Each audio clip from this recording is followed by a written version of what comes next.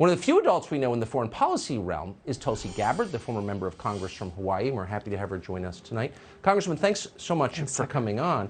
So it's without even going into what they told us was Russian disinformation is actually true. How concerned are you that Torian Nuland, who's overseeing this war, has just admitted there are unsecure bioagents, dangerous bioagents in Ukraine?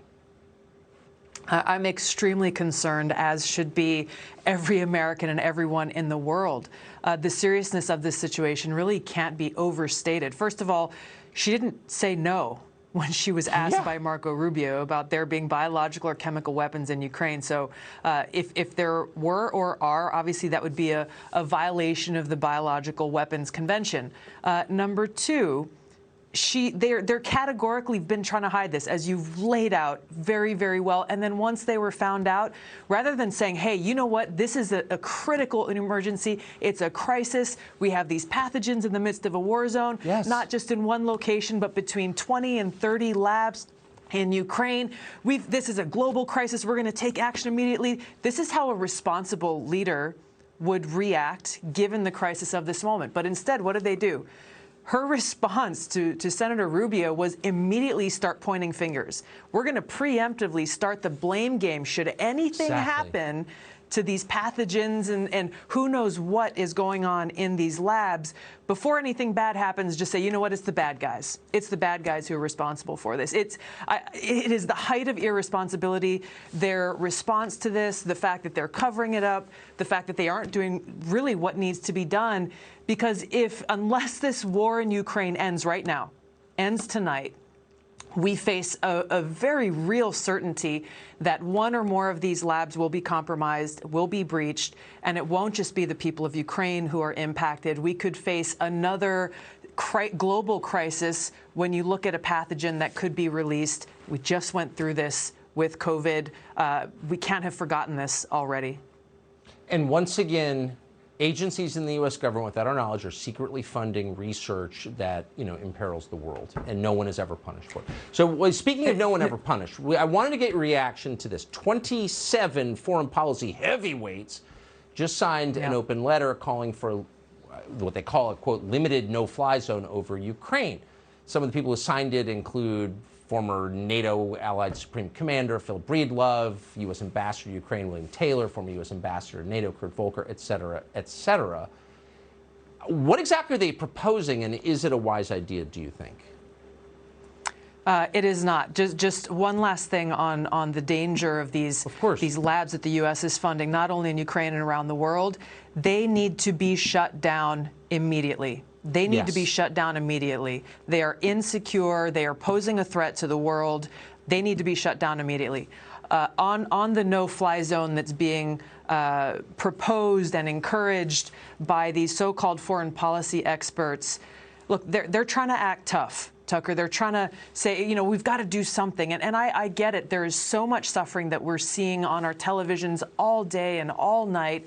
And I get that the American people are frustrated because we want to see this end. Instead of our leaders doing the responsible thing and saying, OK, let's do our best to try to facilitate a negotiated outcome to actually end this conflict, a window of opportunity that President Zelensky opened up, just 24, 36 hours ago. Instead of doing that, they're focused on, hey, let's just do something, look tough, enact a no-fly zone, which would not help the Ukrainian people.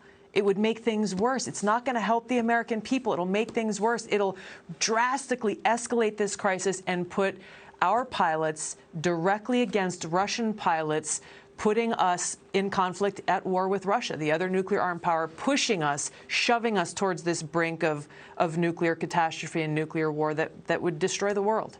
Yeah, and Ukraine. Save Ukraine by destroying Ukraine. So give me exactly. Iraq, Iraq, Libya, Syria, the list goes on and on. We've got to learn from these lessons and stop this madness. So we're just getting this from the State Department. This is a tweet, and I'm reading this cold, but I want to run it by you. The United States does not have chemical or biological weapons labs in Ukraine.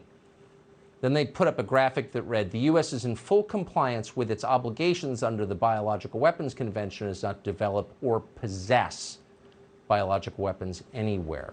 I can see about 4 holes in that. So if you were I mean, so they're telling us they don't own any biolabs in Ukraine. I don't remember. I mean, one of the tells to lying is when you answer a question no one asked. I don't think anyone's suggesting the U.S. government owns biolabs there, right?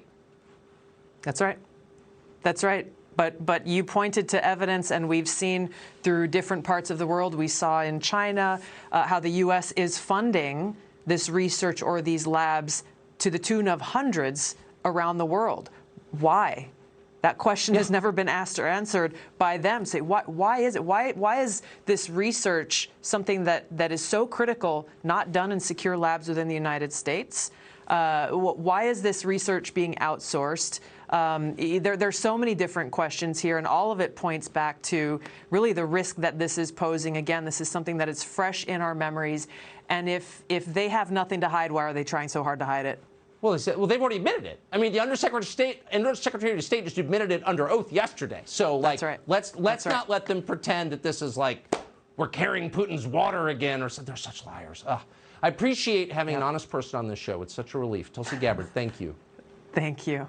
Hey, Sean Hannity here. Hey, click here to subscribe to Fox News YouTube page and catch our hottest interviews and most compelling analysis. You will not get it anywhere else.